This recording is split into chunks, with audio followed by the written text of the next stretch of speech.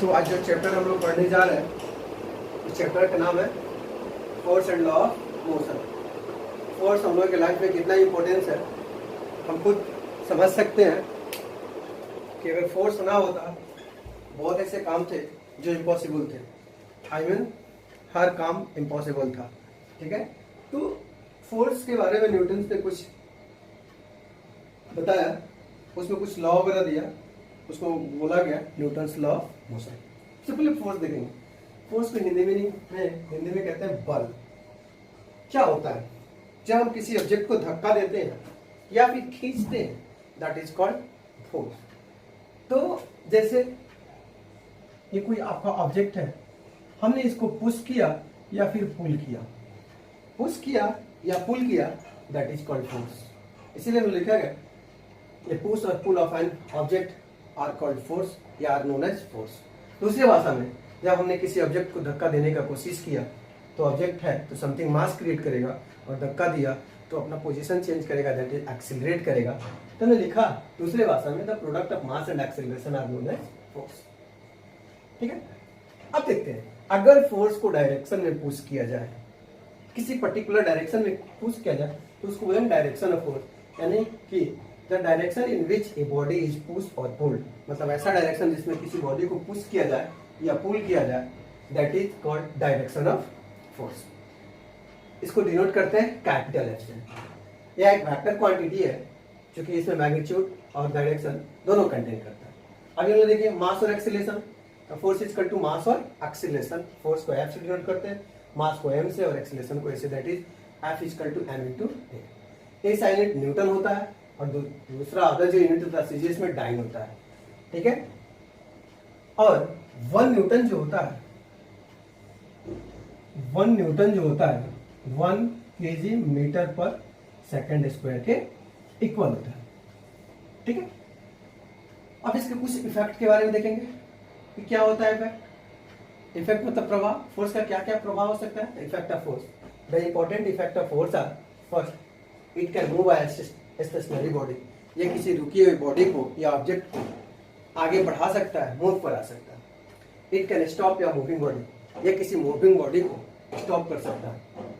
It can change speed of moving body, ये किसी moving body की स्पीड को चेंज कर सकता है। मतलब कि आप गाड़ी तेजी से चला रहे हो तो ब्रेक लगाकर आप रुकते हो, दैट इज आप फोर्स लगाए, ऑब्जेक्ट रुकने का कोशिश किया।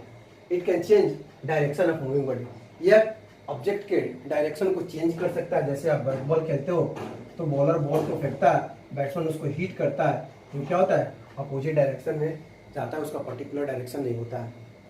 नेक्स्ट में it can change shape and size, या ऑब्जेक्ट के शेप और साइज को चेंज कर सकता है या चेंज कर देता है। किसी ऑब्जेक्ट को आप दबाते हैं तो वो अपना शेप और साइज चेंज करता है। एक क्वेश्चन आता है कि जब आप ऑब्जेक्ट को फोर्स लगाते हो तो ऑब्जेक्ट आगे बढ़ता है, एक्सीलरेट करता है।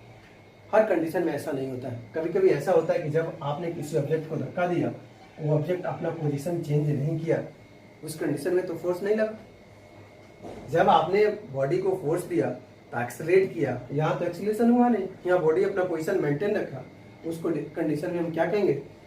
ऐसा नहीं कि फोर्स नहीं लगा, हमने अपना फोर्स किया, that is resultant force is zero. Resultant force is zero, मतलब जो आपका रिजल्टेंट फोर्स होगा वो जीरो होगा, क्योंकि हमने को रिजल्ट जो मिल रहा है वो क्या हो रहा है, जीरो हो रहा है। इस तरह से रिजल्टेंट फोर्स जीरो हो जाएगा। अब हम लोग देखेंगे टाइप्स ऑफ फोर्स, फोर्स के कितने टाइप होते हैं। अब हम लोग समझेंगे बैलेंस फोर्स क्या होता है।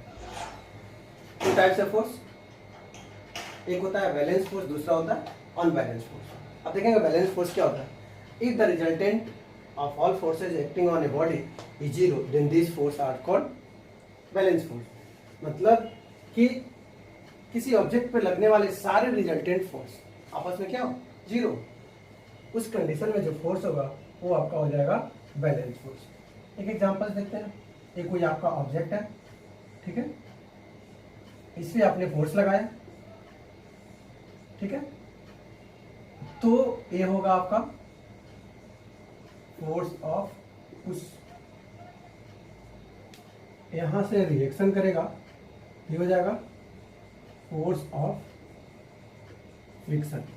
जिस कंडीशन में न ये ऑब्जेक्ट आगे जाएगा न पीछे जाएगा, ऊपर की तरफ होगा वो आपका हो जाएगा force of reaction, force of reaction, और नीचे की तरफ जो फोर्स लगेगा वो हो जाएगा फोर्स ऑफ ग्रेविटी। तो आप देख रहे हैं from figure, force of reaction, force of reaction equal to force of gravity. ना ऑब्जेक्ट ऊपर की तरफ जा रहा है, ना ऑब्जेक्ट नीचे की तरफ जा रहा है। और दूसरे कंडीशन में आप देख रहे हैं कि force of push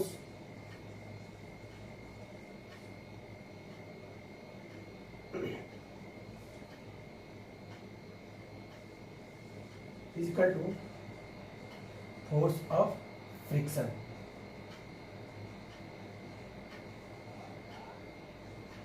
force of friction दोनों आपस में क्या है, इक्वल है। यहां से फोर्स ऑफ पुश कर रहा है, यहां से फोर्स ऑफ फ्रिक्शन हो रहा है, ना बॉडी आगे जा रहा है ना पीछे जा रहा है। इस कंडीशन में इस चारों डायरेक्शन में जो फोर्स लग रहा है वो आपस में क्या है, इक्वल है, मतलब रिजल्टेंट फोर्स इक्वल है। तो इस पे जो ऑब्जेक्ट पे लगने वाला फोर्स आपस में क्या होगा, बैलेंस फोर्स होगा। वही कंडीशन अनबैलेंस फोर्स का देखते हैं, ठीक है।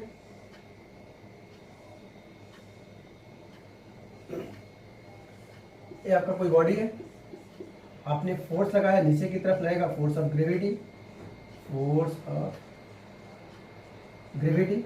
ऊपर की तरफ जाएगा वो क्या होगा, फोर्स ऑफ रिएक्शन, ठीक है। आपने फोर्स ऑफ पुल किया या पुश किया, और फोर्स ऑफ रिएक्शन बॉडी आगे की तरफ बढ़ा, मतलब कि फोर्स ऑफ रिएक्शन, तो ऑब्जेक्ट आगे की तरफ बढ़ा। आपने क्या देखा फोटो से, फ्रॉम फिगर, फोर्स ऑफ जो रिएक्शन है, फोर्स ऑफ रिएक्शन है वो इक्वल टू है फोर्स ऑफ ग्रेविटी। दोनों आपस में इक्वल है, इसलिए ऑब्जेक्ट ना ऊपर की तरफ अपवर्ड की तरफ गया ना डाउनवर्ड की तरफ गया। और दूसरे में फोर्स ऑफ जो पुश है वो ग्रेटर होगा फोर्स ऑफ फ्रिक्शन से, फोर्स ऑफ फ्रिक्शन। तो जब फोर्स ऑफ पुश ग्रेटर होगा, फोर्स ऑफ फ्रिक्शन जीरो होगा, लेस होगा, उस कंडीशन में ऑब्जेक्ट आगे की तरफ बढ़ेगा। मतलब कि यहाँ दो अपवर्ड और डाउनवर्ड फोर्स जो बोल ऑब्जेक्ट फोर्स लग रहा है वो इक्वल है, बट लेफ्ट और राइट से क्या है, अनइक्वल है। यानी कि इस पे लगने वाला रिजल्टेंट फोर्स वो इक्वल नहीं है, ठीक है। अनबैलेंस फोर्स आपस में जीरो नहीं है। इस कंडीशन में जो इस सब्जेक्ट पे फोर्स लगेगा वो अनबैलेंस फोर्स होगा। इस तरह से अनबैलेंस फोर्स में फोर्स ऑफ पुश ग्रेटर है और फोर्स ऑफ फ्रिक्शन क्या है, लेस है, तो ऑब्जेक्ट आगे की तरफ बढ़ेगा। अब हम लोग पढ़ेंगे इसके आगे में कि न्यूटन्स लॉ, ठीक है। अब इसमें पढ़ा न्यूटन्स लॉ, जस्ट इसके बाद आएगा कि न्यूटन्स लॉ होता क्या। अभी देखेंगे कि न्यूटन्स क्या बोला था फोर्स के अगेंस्ट। अब देखेंगे Newton's law. Newton presented three fundamental law govern the motion of object are known as Newton's three law of motion. Newton's तीन फंडामेंटल लॉ मोशन के अगेंस्ट दिया था। यही तीनों लॉ को हम लोग बोलेंगे न्यूटन्स लॉ ऑफ मोशन या Newton's three law of motion. Newton first law में बोला था, according to this rule, a body at rest will remain at rest and in motion will continue in motion in a straight line with uniform speid unless it is compelled by an external force to change its state or uniform motion। इसका अर्थ हुआ कि body अगर rest में हो तो rest में रहेगा, मोशन में हो तो मोशन में रहेगा, कब तक, जब तक कि आप उस पर एक्सटर्नल फोर्स अप्लाई नहीं कर सकते हैं। मतलब कि बॉडी अपने पोजीशन को मेंटेन रखेगा जिस पोजीशन में वो है या जिस पोजीशन को मेंटेन किए हुए है। मतलब अगर वो रेस्ट में है तो कंटिन्यू रेस्ट में रहेगा, मोशन में है तो कंटिन्यू मोशन में रहेगा, जब तक कि आप उस पर कोई एक्सटर्नल फोर्स नहीं लगा रहे हैं। मान लीजिए ये कोई आपका ऑब्जेक्ट है जो रेस्ट में है, आपने इसमें फोर्स लगाया, ये बॉडी मूव करना शुरू किया, ठीक है, मूव कर रहा इस पोजीशन पे, ठीक है। अभी आपने फिर फोर्स लगाया, अभी बॉडी क्या आएगा, कुछ टाइम के बाद बॉडी विल बी रेस्ट। मतलब कि आपके फोर्स के कारण बॉडी अपना पोजीशन चेंज किया, ठीक है, और फिर आपके फोर्स के कारण बॉडी रेस्ट में आया, दैट इज कॉल्ड, क्या हो जाएगा आपका Newton first law of motion. इस लॉ का दूसरा नाम है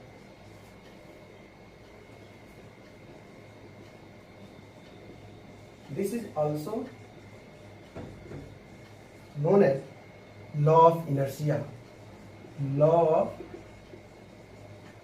इनर्शिया, लॉ ऑफ इनर्शिया का अर्थ हुआ अपने पोजीशन को मेंटेन रखना, अपने स्थायित्व को मेंटेन रखना। मतलब बॉडी जिस पोजीशन में है, दौड़ रहा है तो दौड़ेगा, रो रहा है तो रोएगा, खा रहा है तो खाएगा, मतलब वो अपने पोजीशन को मेंटेन रखेगा, दैट इज इनर्शिया। इस लॉ से हमको क्या मिला, this law gives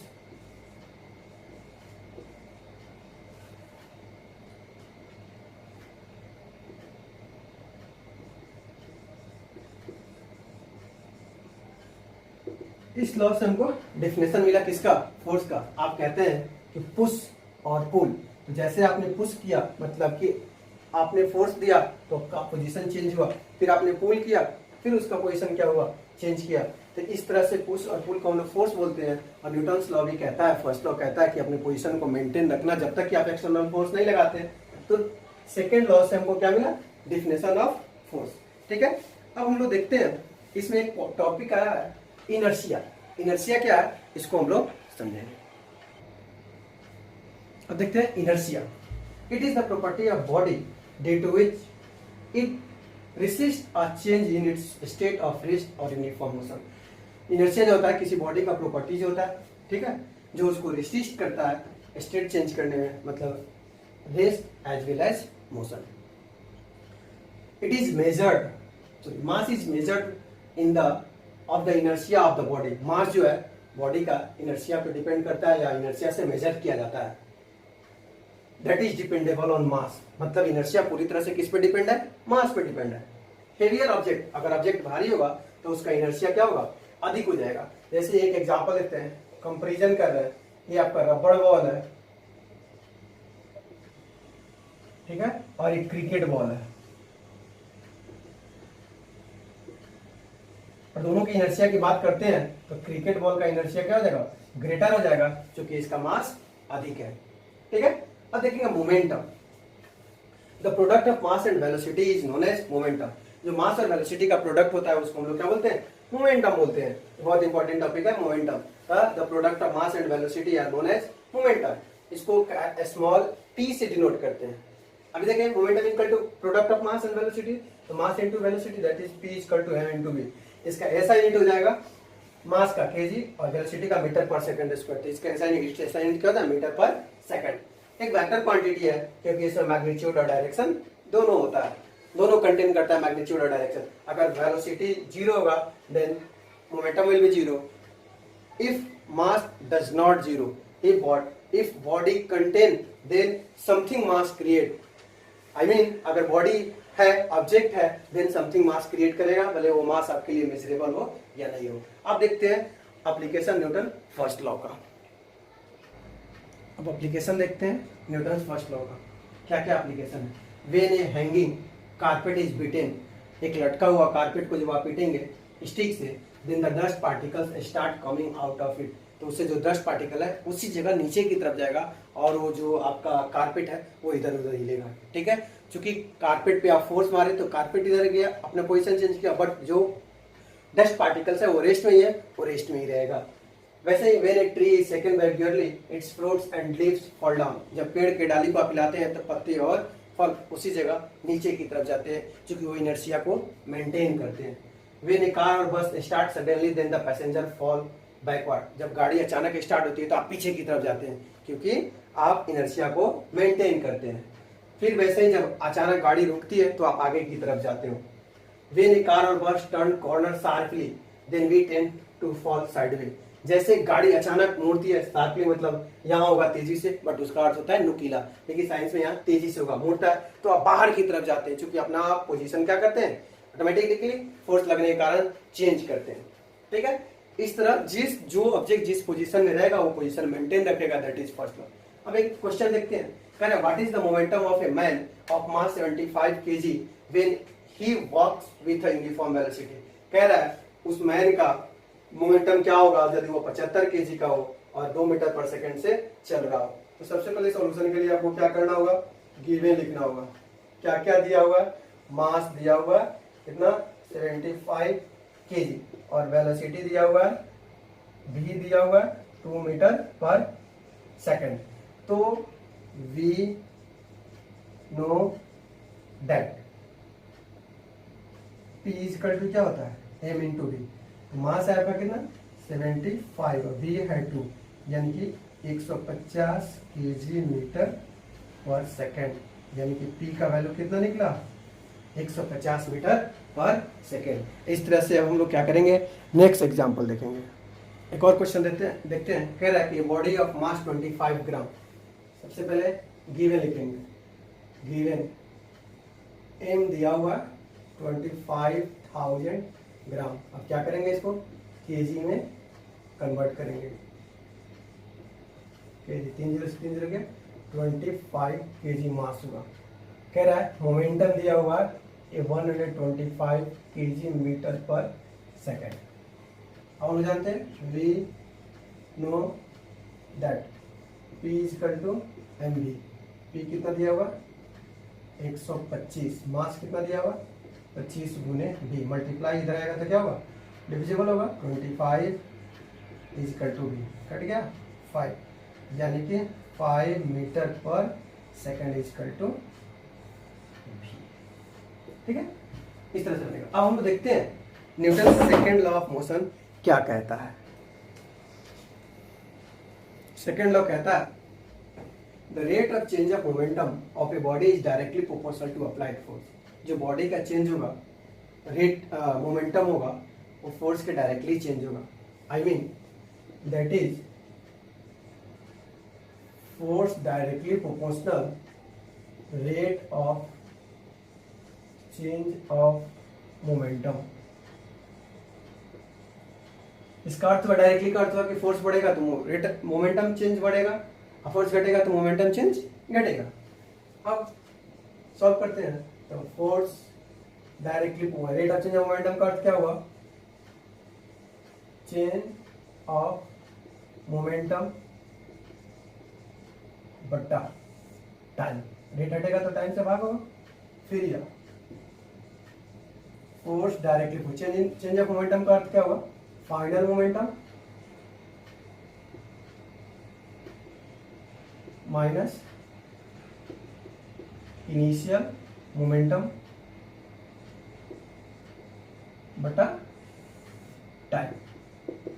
value put करेंगे, F directly proportional M V minus M U बटा टी, या F directly proportional M V minus U बटा टी, या F directly proportional m into a, since v minus u by t equal to acceleration equal to a. ठीक है, फिर देखते हैं, या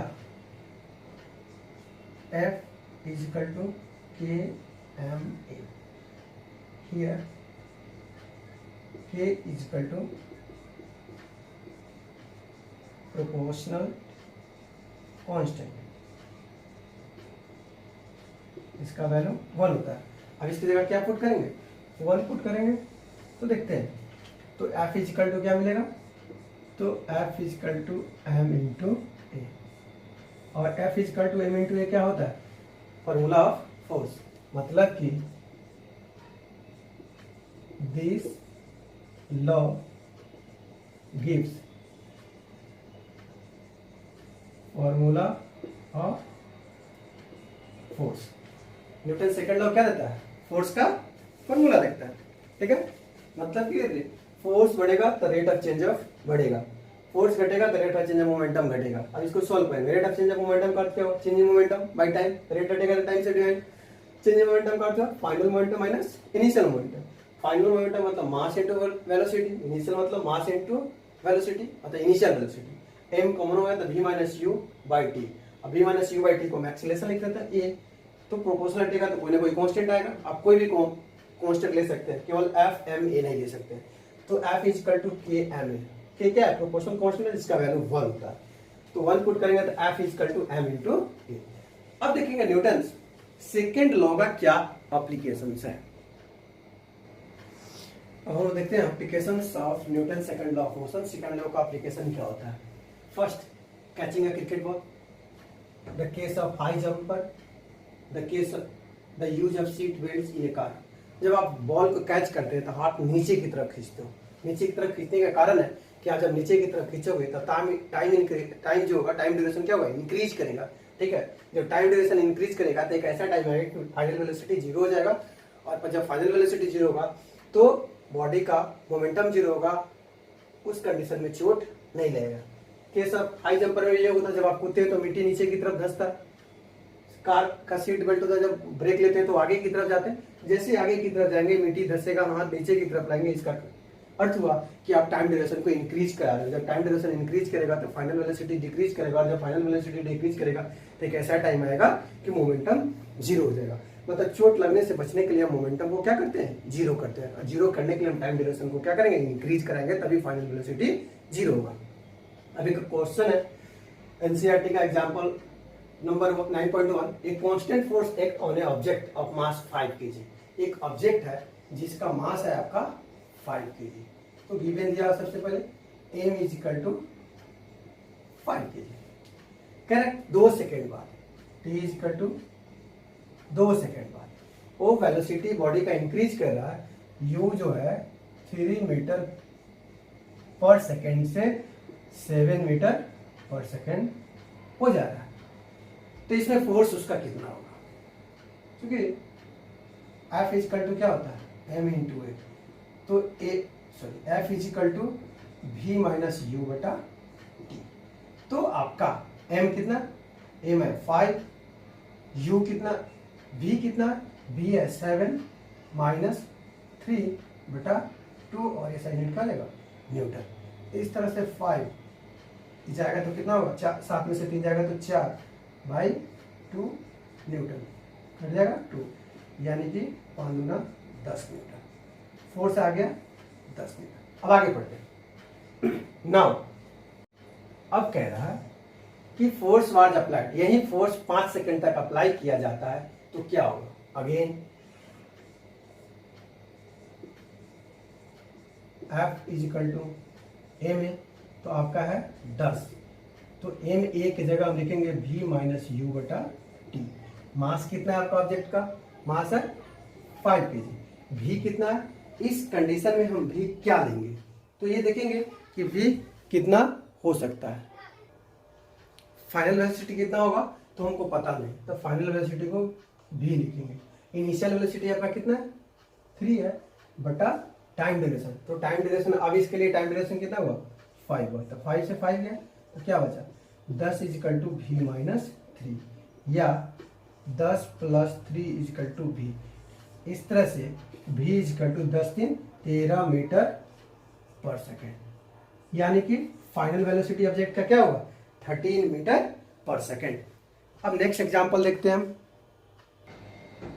कह रहा है which would required a greater force accelerating a 2 kg mass at 5 metre पर सेकेंड स्क्वायर और 4 kg मास एट 2 मीटर पर। किसका फोर्स ग्रेटर होगा यदि 2 kg मास पे 4 मीटर पर सेकेंड स्क्वायर से एक्सेलरेशन कर रहा है और 4 kg पे 2 मीटर पर। सबसे पहले आप गिवन लिखेंगे कि गिवन क्या दिया होगा, for 2 kg mass, for 2 kg मास। तो एम है आपका 2 kg और एक्सेलरेशन है आपका 5 मीटर पर सेकेंड स्क्वायर, 5 मीटर पर सेकेंड स्क्वायर। ठीक, एफ इजिकल टू क्या होता है, एम इंटू ए।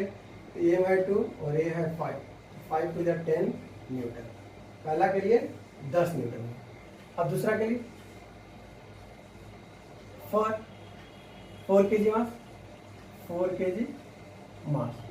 एम कितना है, 4 kg है, और ए कितना है आपका, तो 2 मीटर पर सेकेंड स्क्वायर। चूंकि F is equal to M A, F कितना, एम कितना है 4 और ए कितना है 2, 4 टू 8 न्यूटन। किसका फोर्स ग्रेटर है, तो force of 2 kg mass greater than force of 4 kg mass, ठीक है, मतलब 2 kg का मास जो है उसका फोर्स क्या है, ग्रेटर। नेक्स्ट क्वेश्चन देखते हैं।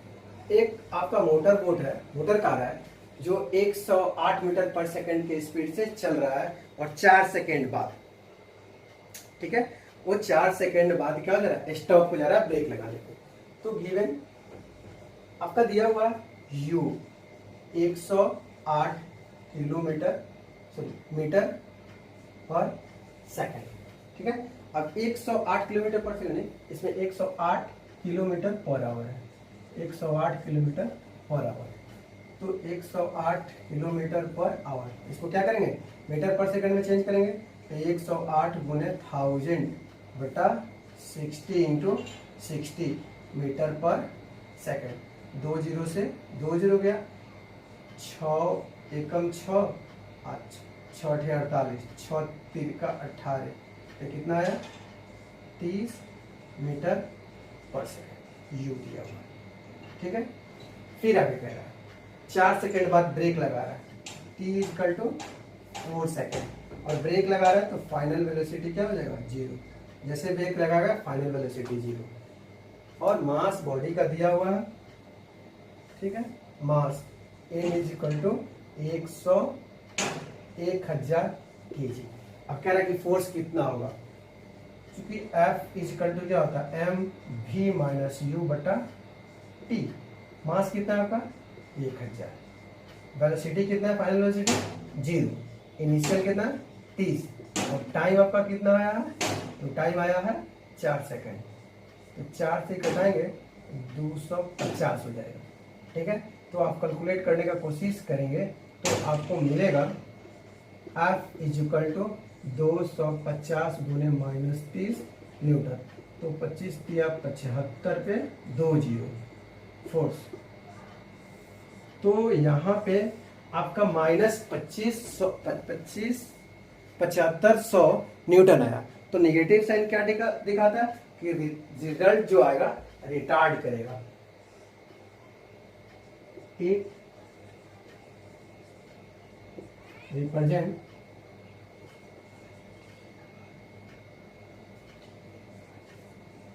retard force that is opposite direction. जो फोर्स होगा क्या होगा, अपोजिट डायरेक्शन में जाएगा। अब नेक्स्ट एग्जांपल देखते हैं। क्वेश्चन क्या है, a force of 5 Newton gives a mass m1। 5 Newton force m1 मास पे लग रहा है, तो एक्सेलरेशन 10 मीटर पर सेकंड स्क्वायर क्रिएट कर रहा है, और दूसरा m2 मास 20 मीटर पर सेकंड एक्सीलरेशन क्रिएट कर रहा है। तो कह रहा है अगर दोनों मास को एक साथ जोड़ दिया जाए, ठीक है, तो कितना एक्सीलरेशन क्रिएट करेगा। देखते हैं सॉल्यूशन। फॉर मास m1 तो F हो जाएगा आपका 5, M हो जाएगा m1 और A हो जाएगा 10 मीटर पर second square. F equal to होता है आपका m इंटू ए। तो मास आपका कितना है, मास है आपका कितना 5, सॉरी फोर्स है 5, मास कितना है m1 और ये कितना है 10, कितना हो जाएगा 5/10 इक्वल टू m1, कट गया 2, यानी कि 1/2 इक्वल टू m1 निकला, ठीक है। अब नेक्स्ट के लिए फॉर मास m2 के लिए भी F है आपका 5 न्यूटन, ठीक है, मास है m2 और एक्सेलरेशन है आपका 20, ठीक है, मीटर पर सेकंड स्क्वायर। तो वही F है 5, मास है m2 और एक्सेलरेशन है 20। तो 5/20 इक्वल टू m2, कट गया 4, तो 1/4 इक्वल टू m2। अब दोनों मास को एक साथ टाइट कर रहा है, ठीक है। तो अब देखेंगे if both mass tight together,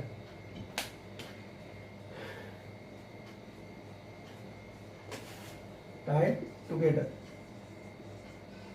तो m इज इक्वल टू क्या हो जाएगा, m1 प्लस m2। तो 1/2 प्लस 1/4, एलसीएम हो जाएगा 4, तो 2 प्लस 1 यानी कि 3/4 kg। अब आपका 3/4 kg हुआ। अब क्या करेंगे, 3/4 kg को अब आपका चेंज करेंगे। अब कह रहा है कि एक्सीलरेशन क्या होगा। तो चूंकि F इज इक्वल टू आपका क्या होगा,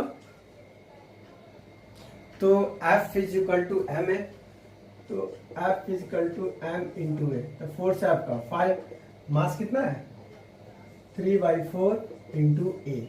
क्रॉस मल्टीप्लाई करेंगे तो 5 या 20, 5 चौका 20, 3, तो क्या देगा मीटर पर second square is equal to ए।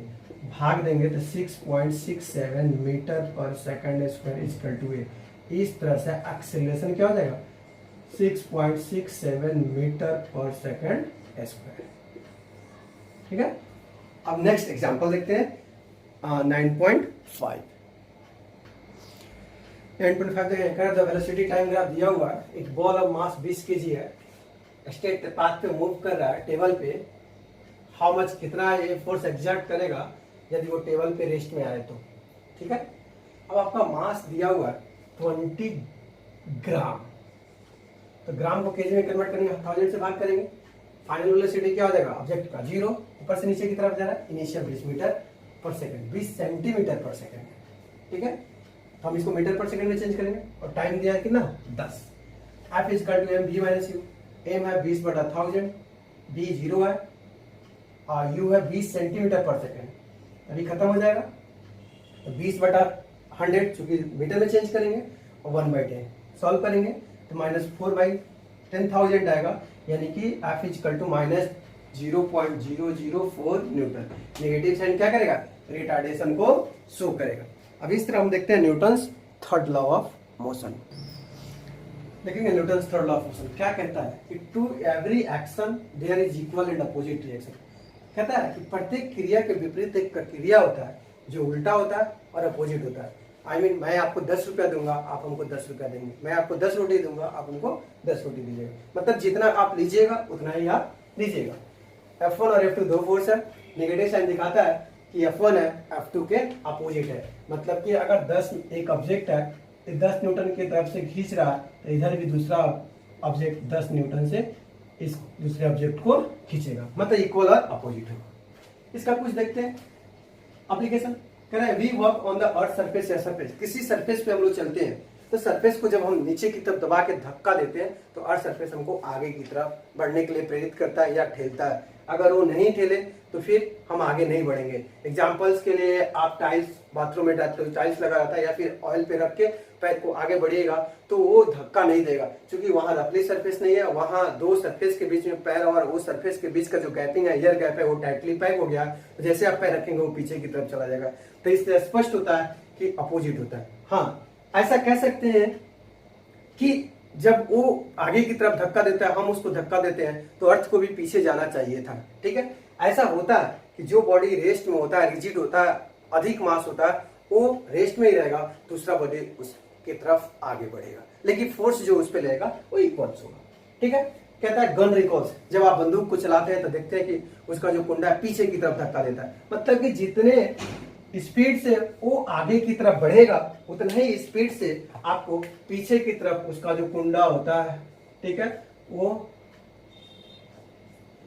अगर ये बुलेट आगे की तरफ बढ़ेगा उतना ही फोर्स से पीछे की तरफ वो धक्का देगा।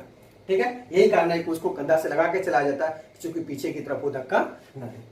फ्लाइंग ऑफ जेट एरोप्लेन, जब एरोप्लेन्स और रॉकेट आगे की तरफ बढ़ते हैं तो धरती को या हवा को पीछे की तरफ रेसिस्ट करते हैं, धक्का देते हैं, तभी वो आगे की तरफ बढ़ते हैं। केस ऑफ बोट और शिप, या फिर आप स्विमिंग करते हैं तो हाथ पांव ऐसे पीछे की तरफ धक्का देते हैं, मतलब आप पानी वाटर को पीछे की तरफ कहते हैं तो धक्का देते हैं, तो पानी वाटर भी आपको क्या करता है, आगे की तरफ प्रेरित करता है।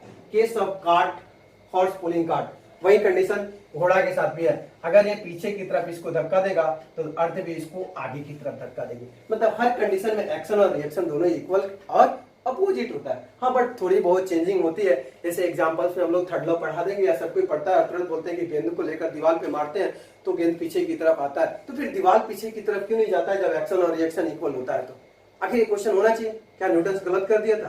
तो नहीं, यहाँ पे इट इज डिपेंडेबल ऑन मास। जो फोर्स होता है वो मास पे डिपेंडेबल होता है। अगर उस वॉल का, उस ऑब्जेक्ट का मास रिजिड है, आपसे अधिक है या उस ऑब्जेक्ट से अधिक है, तो वो ऑब्जेक्ट पीछे की तरफ नहीं जाएगा, दूसरा ऑब्जेक्ट पीछे की तरफ जाएगा जो उस पर धक्का दे रहा है।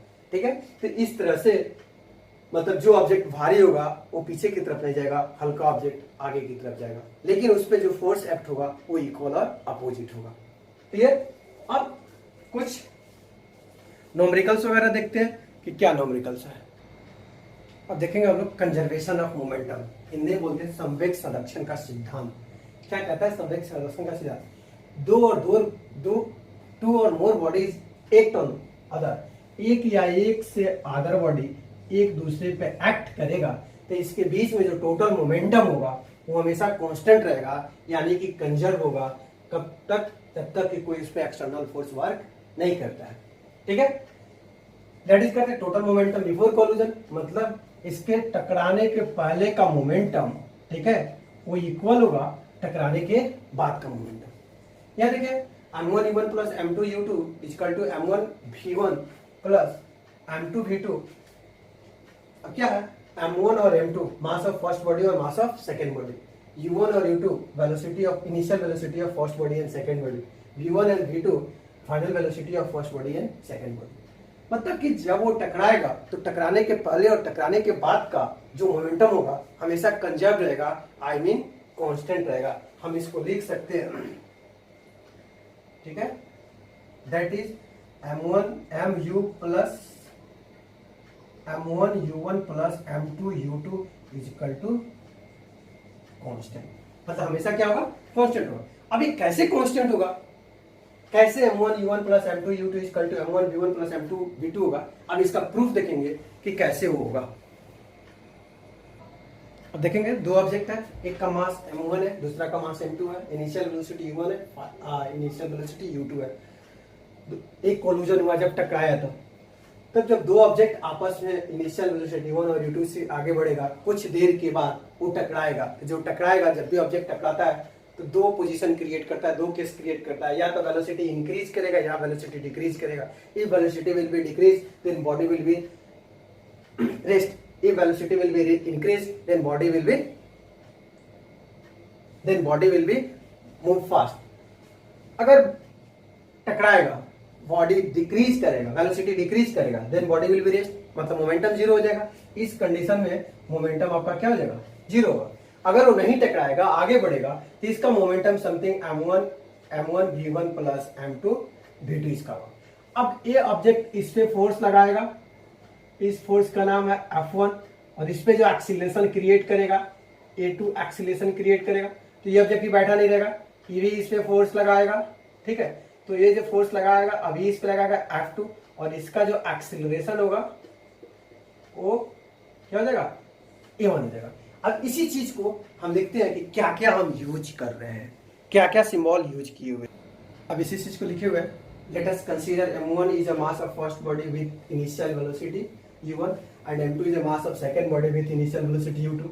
after time t both body are collide, दोनों t टाइम के बाद कोलाइड कर जा रहा है। due to this collision v1 and v2 is the final velocity of first body and second body। ठीक है, सपोज जैसे टकराएगा दो केस क्रिएट होगा, अभी पता है, या तो वेलोसिटी इंक्रीज करेगा या वेलोसिटी डिक्रीज करेगा।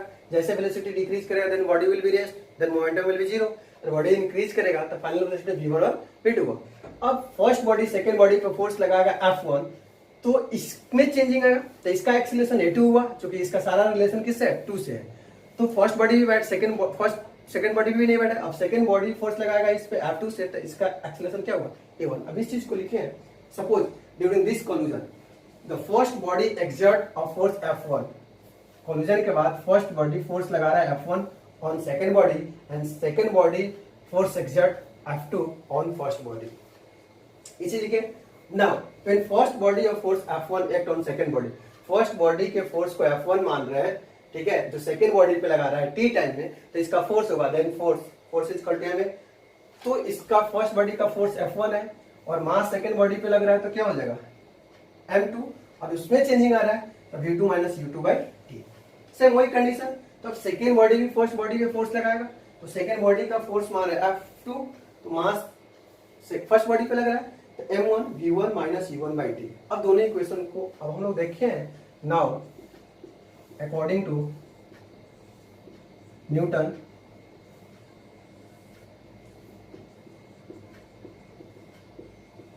थर्ड लॉ ऑफ मोशन क्या कहता है, F1 is equal to minus F2। तो F1 का वैल्यू आपके पास है m2 v2 माइनस u2 बटा t और minus m1 v1 minus u1/t। t से t गया तो m2 v2 minus m2 u2 minus m1 v1 plus m1 u1। Solve करेंगे तो क्या मिलेगा, m2 v2 अब v2 इधर निगेटिव है तो इधर आएगा तो क्या m1 v1 अंदर जाएगा तो m2 u2 plus m1 u1। इसी को आप जब सजा के लिखेंगे तो m1 u1 plus m2 u2 is equal to m1 v1 plus m2 v2। True हुआ, ठीक है। That is total momentum before collision is equal to total momentum after collision. यही हमको प्रूव करना था। अब ये चीज प्रूव हो गया। अब हम लोग कुछ न्यूमेरिकल्स देखेंगे एग्जांपल्स का। कह रहा है a bullet of mass 20 gram. Mass of bullet कितना दिया होगा, मास ऑफ बुलेट आपको दिया हुआ 20 ग्राम। हम इसको किस में करेंगे, 20/1000 kg। करा फायर करा, तो जब आप फायर करेंगे तो इनिशिएट बॉडी विल भी क्या होगा, रेस्ट। तो जैसे बॉडी विल भी रेस्ट होगा तो मोमेंटम क्या हो जाएगा, तो initially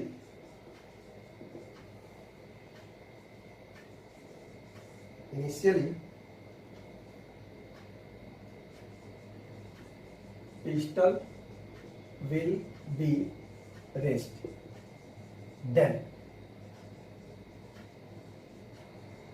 momentum P equal to क्या हो जाएगा, मोमेंटम 0 हो जाएगा आपका, क्योंकि बॉडी क्या है, रेस्ट में। अब कह रहा है, ठीक है, कि बुलेट को फायर कर रहा है। तो जब बुलेट को फायर कर रहा है तो velocity of bullet is equal to हम v2 मान ले रहे हैं और इसका वेलोसिटी है आपका 150 मीटर पर सेकेंड।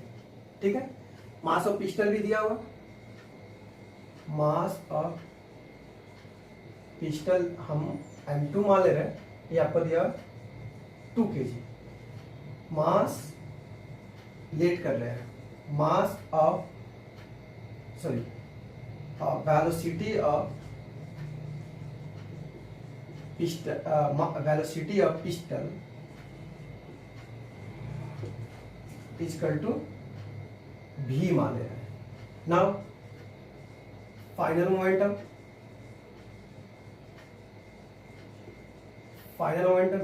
p कितना हो जाएगा, m2 v2। ठीक है, तो m2 कितना है आपका 2 है, 2 v2 v है प्लस m1 मास ऑफ वो कितना दिया हुआ, तो दिया हुआ है मास of bullet. Mass of bullet कितना दिया हुआ है, 20 ग्राम दिया हुआ है। तो आप क्या लिखेंगे 20/1000 और वेलोसिटी दिया हुआ है 150। अब इस तरह से आप क्या करेंगे, इसको सॉल्व करेंगे। ठीक है, तो 0 से 0, 0 से 0, 2 5 जा 5 3 जा, तो कितना मिला 2v प्लस 3p। ठीक है, और ये आपका इक्वेशन फर्स्ट हुआ और इक्वेशन सेकेंड हुआ। Now according to conservation of momentum, क्या कर रहा है conservation of momentum, conservation of momentum कह रहा है कि p initial is equal to P final. P initial आपका 0 हुआ और पी फाइनल आया है 2b+3। कितना आया है? 2b+3। अब यहाँ से b का वैल्यू निकालेंगे तो कितना आएगा? -3 इज इक्वल टू 2b, यानी कि -3/2 मीटर पर second is equal to b। इसका अर्थ हुआ कि वेलोसिटी जो आएगा -1.5 मीटर पर सेकेंड। तो 5 मीटर पर सेकेंड यह क्या दिखाएगा? Opposite direction. मतलब जो पिस्टल जाएगा वो किधर जाएगा? अपोजिट डायरेक्शन में। अब नेक्स्ट एग्जांपल देखते हैं। दिया हुआ है a girl of mass 40 kg jump. एक गर्ल का मास 40 kg है जो जंप कर रही है with horizontal velocity of mass 5 metre पर सेकंड स्क्वायर। ठीक है, वो 5 मीटर पर सेकंड स्क्वायर के से वो कर रही है। तो पहले गिवन दिया हो, क्या क्या दिया हुआ? तो मास ऑफ गर्ल, mg का मतलब हुआ मास ऑफ गर्ल 40 kg है और इसका इनिशियल वेलोसिटी है ug, initial velocity of girl 5 metre पर सेकंड। वो किसी चीज पे जंप कर रही है, फ्रिक्शनलेस व्हील्स पे जंप कर रही है। ठीक है, तो उस कार्ट का मास है आपका 3 kg। कार्ट का मास कितना है? 3 kg। वो रुका हुआ है। ठीक है, तो मास ऑफ कार्ट 3 kg और इनिशियल वेलोसिटी ऑफ कार्ट 0, चूंकि वो रुका हुआ है। Now initial momentum,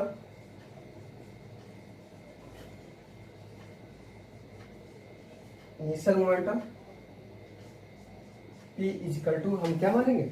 P initial is equal to के लिए mg ug plus mc uc। तो mg है आपका 40 × 5 प्लस 3 × 0, तो 5 चौका 200 kg मीटर पर सेकंड।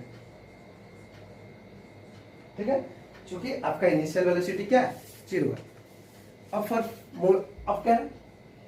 अगेन तो अब वो वेलोसिटी ऑफ कार्ट जो है जिसपे वो कूद रही है, ठीक है, उस कंडीशन में अब तो मास बढ़ जाएगा।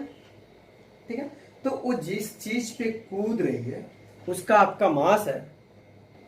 मान लीजिए हम इस कार्ट पे कूद रहे हैं, तो मेरा वेलोसिटी और कार्ट का वेलोसिटी दोनों इक्वल होगा और आगे बढ़ेगा। तो again late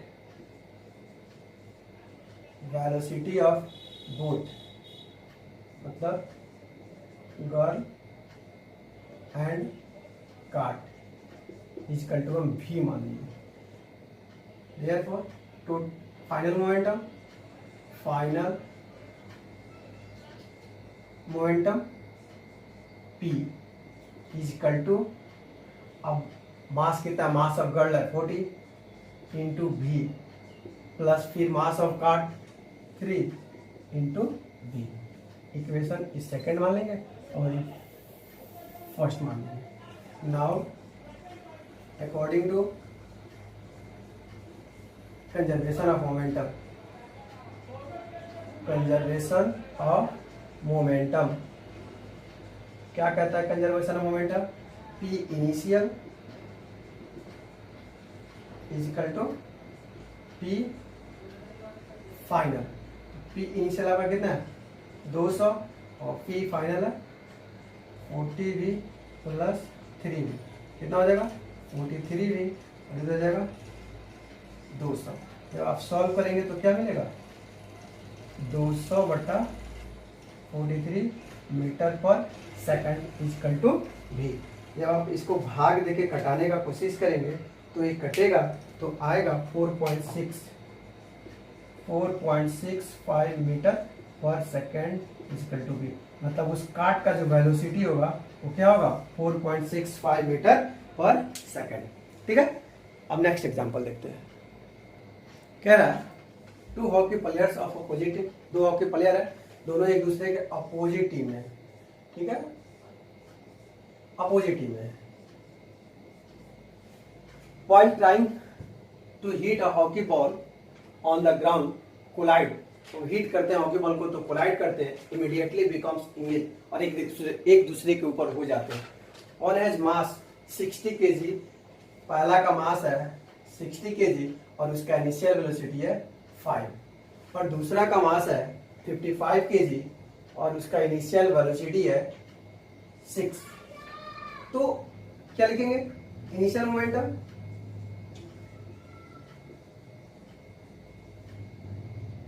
P is equal to M B, मतलब 60 इंटू 5 प्लस 55 इंटू 6, 6×25 300 प्लस 6×25 6×25 30 3 33, कितना आ जाएगा 3 3 630, आपको मिलेगा ये 630।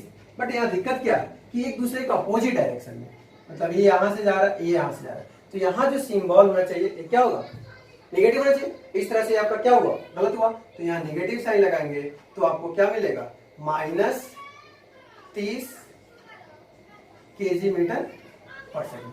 अब कह रहे दोनों एक साथ अटैच हो जा रहे हैं, दोनों एक साथ क्या हो जा रहा है अटैच हो जा रहे हैं, तो मतलब कि दोनों का मास कितना है, एक का मास है 60 और प्लस 55, ठीक है। दोनों का इनिशियल वेलोसिटी है, let both are initial velocity is equal to B, ठीक है।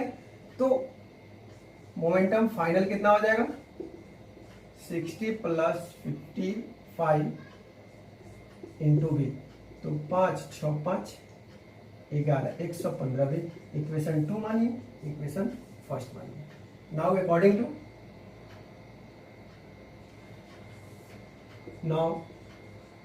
To law of conservation of momentum क्या कहता है, P initial is equal to P final. P आपका इनिशियल कितना है -30, ठीक है, और P फाइनल कितना है आपका 115 वेलोसिटी, यानी कि V इजकल टू -30/115, ठीक है, 115 मीटर पर सेकंड।